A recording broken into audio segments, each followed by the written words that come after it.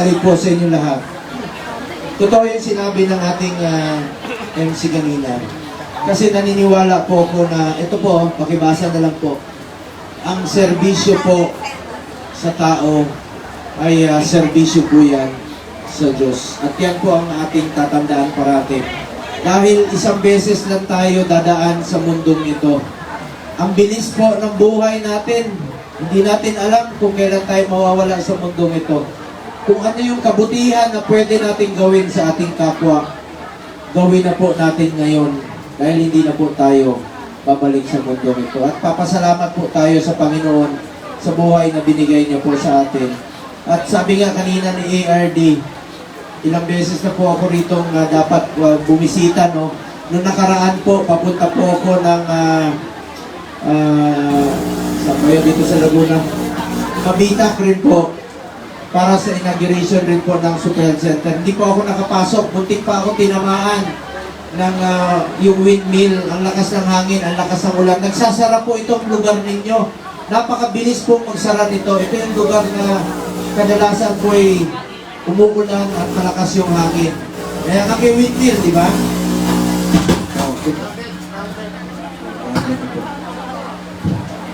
Kaya ingat po tayo.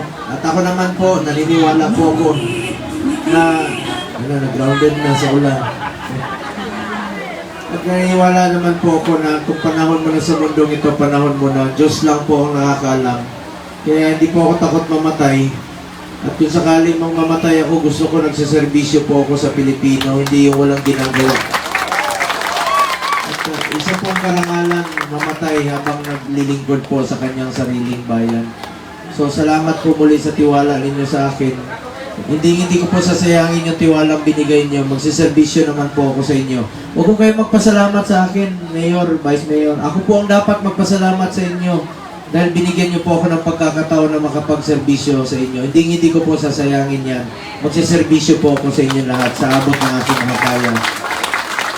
Ang dapat nating pasalamatan ngayon, kayo po yun, ang ating mga barangay health workers, mga BNS natin, na nagsakripisyo sa panahon ng pandemya. Kaya ipinaglalaban ko kayo parati. Ang inyong hiya, parati ko pinaglalaban yan. Kaya nga po ngayong taon na ito, na-release na po yung 27 billion na health emergency allowances. Nakasampung hearing na po ako sa Senado. Bukas, mag-hearing po muli ako. Kung may mga hinaing kayo, open po yung aking opisina at ang Committee on Health. Patuloy na pagdidinig po ito ng RIA at ng PhilHealth po. Papakinggan natin ang PhilHealth. Ano na bang plano nila? Bakit na zero yung budget nila? Habang naghihingalo yung mga pasyente na hindi nga man na makalabas ng ospital, ayaw magpa-ospital dahil sa pabayarin. Diba? Dapat mag-invest tayo sa healthcare system natin. Tulad nito mga super health center, malalayong lugar, lagyan natin ng mga super health center. Para ilapit natin ang serbisyo sa ating mga kababayan. Dito na kayo magpakonsulta. Lahat naman ng Pilipino, membro po ng konsulta program ng PhilHealth. Dapat pong magparehistro kayo. Dapat po yung education campaign. Pasalamatan ko muna ating minamahal na Mayor Rolando Ubatay. Palapakan po natin. Sir, salamat po. Ibigan ko to, parati ito sa Senado. Vice Mayor Belen Raga. Palapakan po natin, ma'am. Salamat po sa pagmamahal dito sa Lumban. And of course, ang ating mga Councilor Roma Tablico. Palapakan po natin, ma'am. Councilor Modesto Abadier, palapakan po natin. Councilor Mark Anthony Lagrosa, Councilor Ireneo Baldovino, Councilor John Denver de los Reyes, Councilor Jeronimo Samonte, Councilor Ramir Abad, LNB President, palapakan po natin. Last but not the least, suki ko ito, parating nagdadala ng barong, si Councilor Rose Ann Amninuevo, palapakan po natin. Salamat na, masipag ito inyong konsehal. Ang mabait rin po. And of course, ang ating OIC Assistant Regional Director, Dr. Voltaire Guadalupe. Palapakan po natin. Sir, salamat po. Dr. Marilo Espito, Provincial DOH. Palapakan po natin, ma'am. Salamat po. Major Bob Ordis, Chief of Police, Municipal Health Officer, Dr. Ulysses Magtoto. Ay, Doktora? Lalaki, Doktor. Ulysses Magtoto, and of course, ang ating former provincial DOH team leader, Dr. Gigi Hanairo. Palakpakan po natin na nagpursige po nito And of course, sa tulong rin po ng mga kasamahan ko sa Kongreso, Congresswoman Jam Agarao and Congressman Benji Agarao. Palapakan rin po natin sila. Governor Ramil Hernandez, Vice Governor Karen Agapay. Salamat po. Ang Super Health Center po, nag-umpisa po ito noong 2022 dahil sa ating pagpupursige po na gusto kong ilapit yung serbisyo medical sa ating mga kababayan. Tatlo po ang aking naging prioridad bilang chairman ng Committee on Health, Malasakit Centers, Super Health Centers at Regional Specialty Centers. Meron na ho tayong 166 na Malasakit Center at kasama po ang dalawang Malasakit Center dito po mismo sa Laguna, di ba? Meron kayo sa Laguna Medical Center at isa rin po sa San Pablo Hospital po. Dalawa po. Kung meron kayong pasyente kailangan dalahin sa Maynila, tutulong po ako doon sa inyo. Ako nang sasalo doon, pati pamasahe ng inyong pasyente hanggang makabalik po rito. Pangalawang naging prioridad ko po, Super Health Center. Magkakaroon po ng mahigit 600 na Super Health Center at tuloy-tuloy po ito. Next year, magkakaroon po ng maraming Super Health Center. 600 plus po ito, kasama na po dito sa inyo sa Lumban. Ang Super Health Center po, pwede na dyan yung panganganak, dental, laboratory, x-ray. Dyan na po yung konsulta ng PhilHealth. At babanggitin ko lang po, ilan ho bang Super Health Center nandirito po sa Laguna?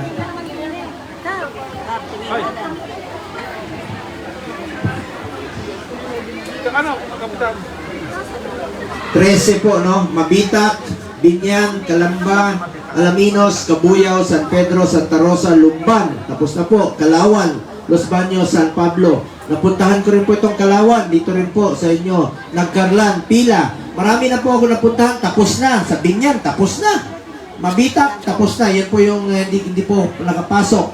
Alaminos, tapos na po. Cabuyao, meron din po. San Pedro, tapos na rin po. Santa Rosa. Asahan nyo po, 13 po yan dito po sa probinsya ng Laguna at may 600 sa buong Pilipinas. Pangatlong naging prioridad ko po, Regional Specialty Center. Ano po ito? Iba rin po ito.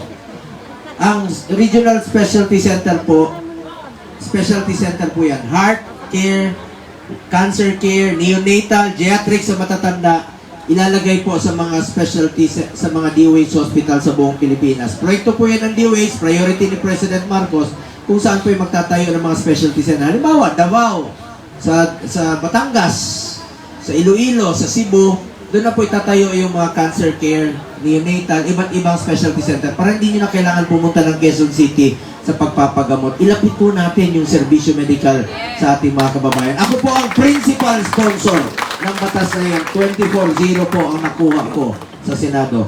Chairman din po ako ng Committee on Sports. Iniinganyo ko po mga kabataan to get into sports, stay away from drugs, to keep us healthy and fit. Proud lang po ako bilang isa sa mga author at co-sponsor ng National Academy of Sports. Meron tayong eskwelahan sa New Clark City. Pwede na mag-aral at the same time mag-training ang student athletes. Ngayon, chairman ako ng Sports 2019. Naka-first ever gold tayo 2020 sa Tokyo Olympics. Ngayon naman po, Paris Olympics, naka-2 gold naman po tayo. Nakaka-proud lang po bilang Pilipino.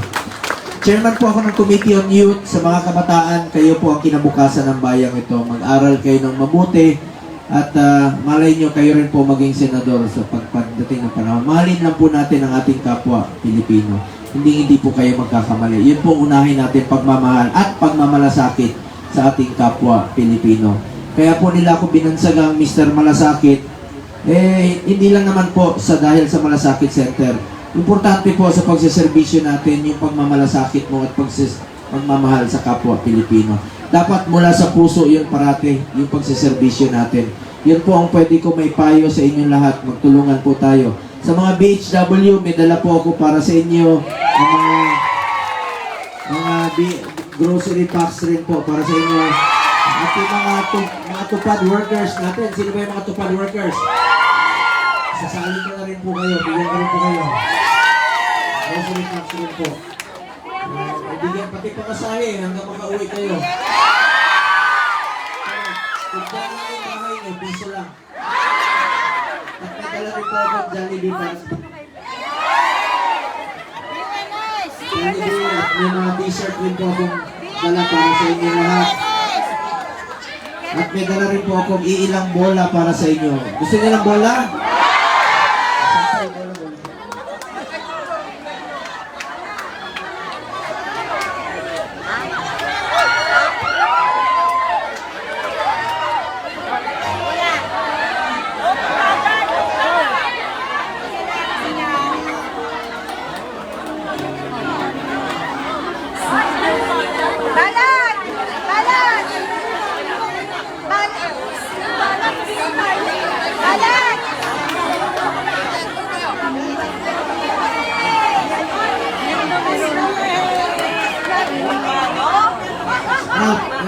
Provincial yung BNS daw.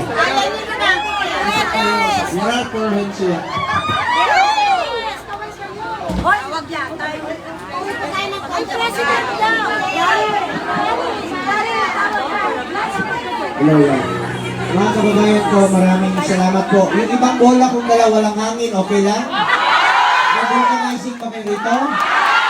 Pero kung nagmamadali kayo, pwede niyong lapitan ang ating kaibigan na si Philip Salvador. Hindi po siya may dala ng bola, marami po siyang hangin sa tiyan niya. Pwede niyo pong ihip, marami pong hangin. Minsan po, tumutunog yung pantalon niya sa sasakyan namin.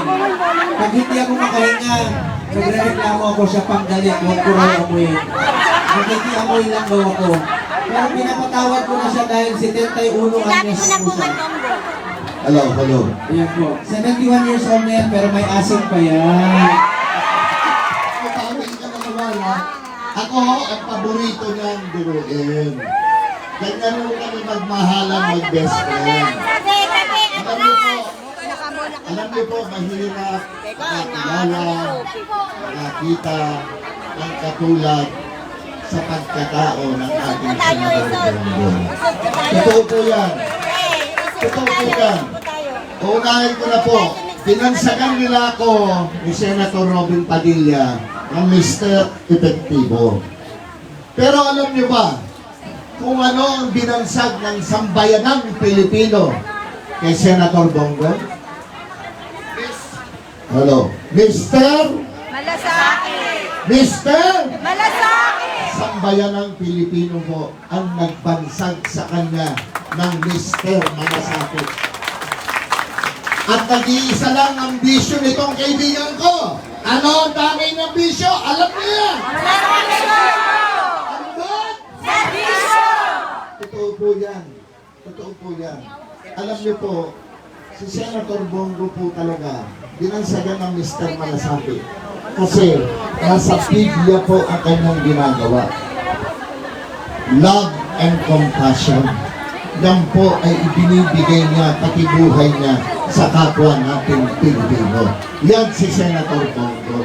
Ang kauna-unahang senador na naglapit ng gobyerno sa pinakamahihirap na mahirap para hindi na mahirapan pang umabot sa gobyerno ang mga mahihirap. Senator Bongo, siya po yan, nag-iisa kahit sa sulok kayo ng Pilipinas, kahit sa kaduluduluan ng Pilipinas, bagyuhin kayo, bahain kayo. Lingkurin kayo, masunugan kayo, hindi nyo na kailangan pangumiyaw na sa klolo. Si Senator Bongo po mismo ang tatawag sa biro. Ano po ba ang pwede kong maipag-lingkod sa inyo? Yan po ang senador. Kasi po ang senador dapat nakikita may eleksyon o wala. Dapat po ang senador naaabot, nayayakap, nakakamayan, nararamdaman may eleksyon o wala. Hindi ho pwede yung makikita mo lang sila kapag parating na ang eleksyon at mangangako sa inyo at sasabihin pa, pag ako'y nanalo at naipanalo nyo, kayo ang unang-una kong pupuntahan. Yan palagi ang sinasabi ng mga kandidatong peke! Si Senator Bongo po, hindi nangangako yan. Ang sinasabi lang niyan tong taong ito, kaya idolo ko yan. Best effort po. Gagawan ko po ng paraan. Yan! Walang kayabangan sa katawan. Walang kaarte-arte. Ang paborito nga niyan, kwek-kwek. Kung meron lang kayo, kakain na. Wala kayo sa akin. Totoo po yan at hindi palabas yan. Hindi palabas yan. Una po sa puso niya, kayo. Kayong lahat. Kayong lahat. Kayo ang una sa puso niya. Hindi na kayo tatalikuran. Kaya idolo ko yan. Kaya ho nung mag-file si Senator Bato noong October 3, kasama po ako nag-file para senador. ni Mayor, marami na raw pong award na nakukuha ang mga lumban na RHU. Opo. Alam niyo po ba, kauna-unahan kong Best Actor Award, dito ko ginawa sa Lumban.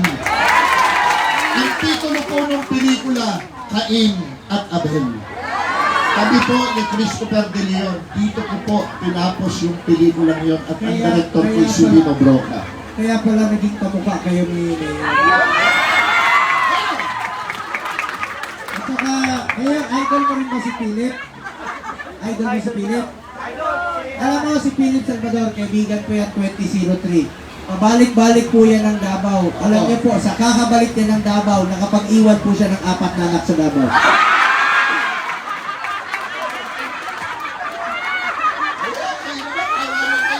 Naniniwala ba naman kayong magagawa?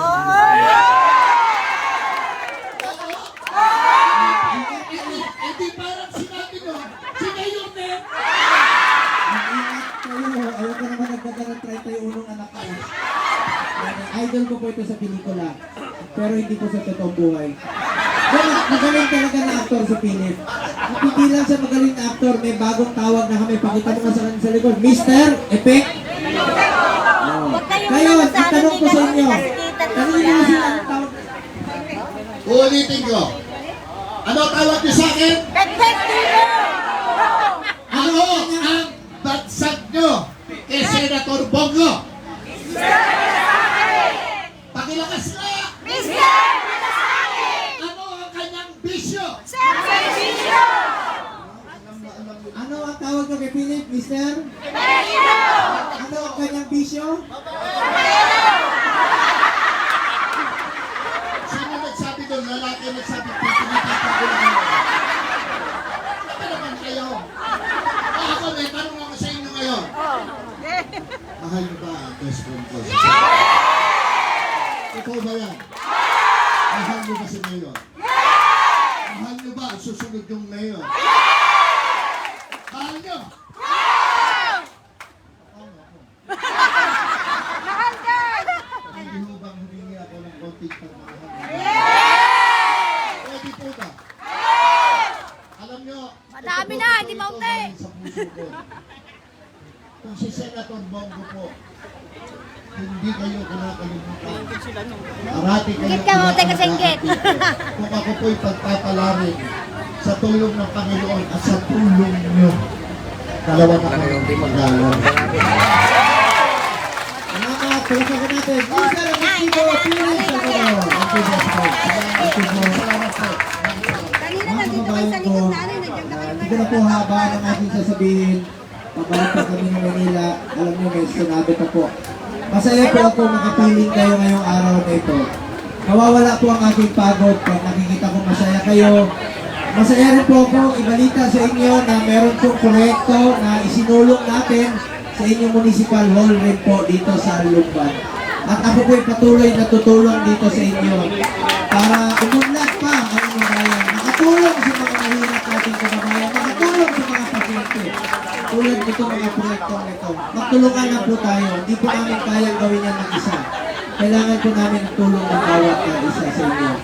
At tandaan po natin, minsan lang po tayo dadaan sa mundo ito.